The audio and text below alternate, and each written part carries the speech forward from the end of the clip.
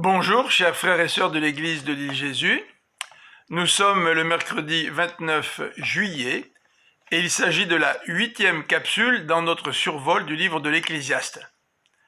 Aujourd'hui, nous sommes rendus à une question qui nous est posée au chapitre 3, verset 9.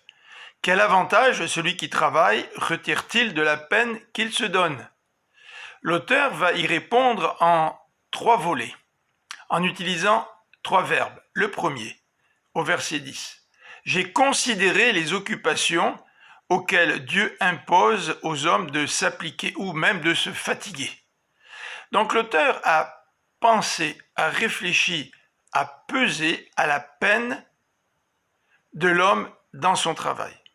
Et il constate au verset 11 que Dieu a fait toutes choses belles en son temps. Il a implanté au tréfonds de l'être humain le sens de l'éternité, sans toutefois que l'homme puisse appréhender l'œuvre que Dieu accomplit du commencement à la fin.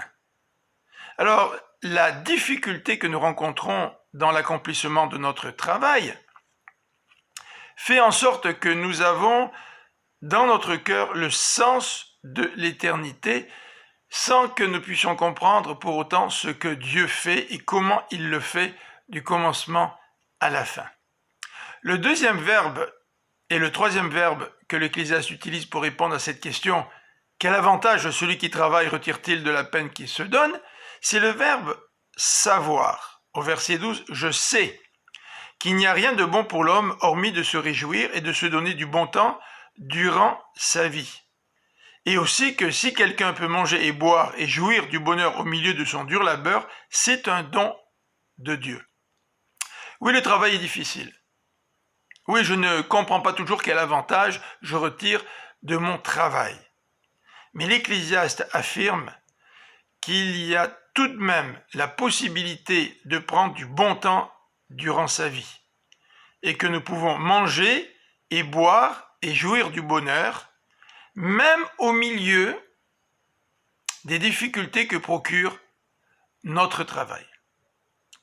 Le troisième aspect de la réponse de l'Ecclésiaste au verset 14, « Je sais que tout ce que Dieu fait durera toujours. » Et cette réponse met l'accent sur la souveraineté de Dieu.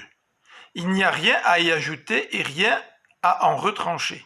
Et Dieu agit en sorte qu'on le craigne. Ce qui est aujourd'hui a déjà été dans le passé, ce qui sera dans l'avenir a déjà été dans le passé. Oui, Dieu fait se reproduire ce qui appartient au passé.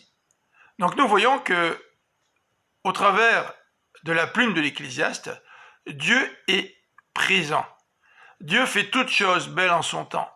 C'est lui qui contrôle les événements.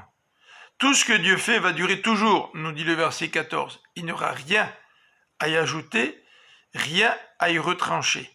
Et Dieu agit ainsi pour qu'on le craigne. Donc face à ma petitesse, à mon incapacité à changer quoi que ce soit, face à la souveraineté de Dieu, eh bien, Dieu veut que je puisse le craindre. Oui, Dieu fait se reproduire ce qui appartient au passé. Voilà.